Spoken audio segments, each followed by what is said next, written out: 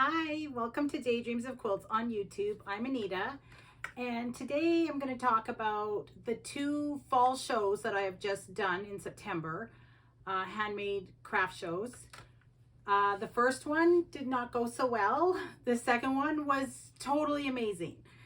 So we'll start with the first one. The first handmade show for September was on September 10th in Fort Saskatchewan, which is just outside the city of Edmonton. And I made $110. I had 3 sales. The fee to get into the show was $110.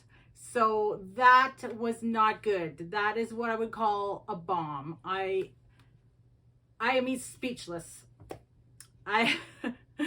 So I wasn't too happy at the end of that show. I'm still debating on whether to do the November show, but I cannot just make the show fee back and basically make nothing on the items that I sold. So yeah, this was a problem. But the September 17th show, the Prairie Fiber Festival in Lacombe, Alberta, which is like right around Red Deer. It's right between Edmonton and Calgary. It was amazing. Totally awesome. The customers were awesome. The vendors were awesome. The organizers were fantastic. Lori and her team had started promoting the show in the spring, and it was obvious with the success of it. I made around $1,200 on that show, and I think it was $140 to get in. So that was fantastic. I was so happy. The other thing about that show is it was a niche show. It was for knitters and fiber artists. And so those people are hand makers, and so they understand handmade and they understand the value of handmade. And I think that helped. They really liked their project bags. So I sold a lot. I sold most of the bags that I took. So I am loving knitters. I'm a knitter too, but I'm more of a sewer. And I will be doing as many knitting shows as possible next year. I've already applied and been accepted to a show in January, just outside of Calgary. So I will be at the Creekside Fiber Festival.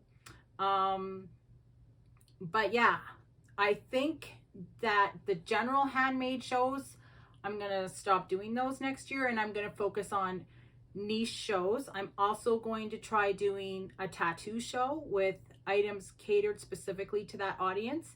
So we'll see how that goes. I applied for an invitation and I was invited to register for the show after I showed my items that would appeal to that audience. So I'm excited for that. That's in about 7 months. So I have 7 months to build up a fantastic stock for that show.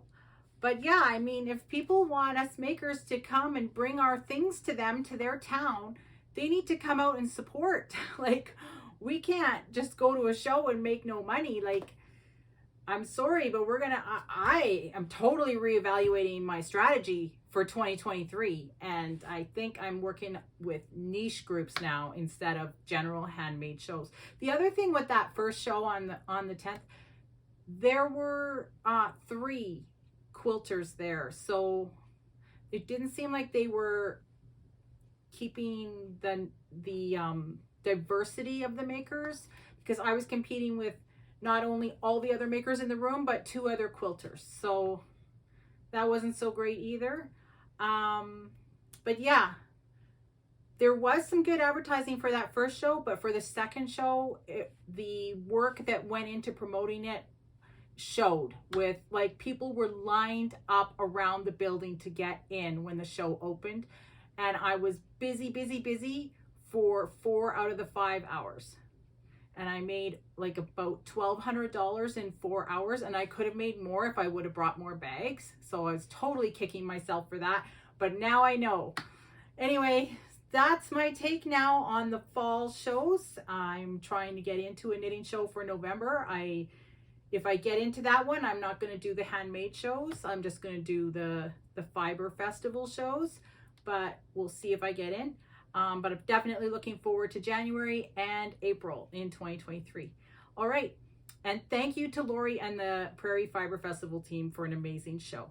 Okay, we'll talk to you next time. Happy selling.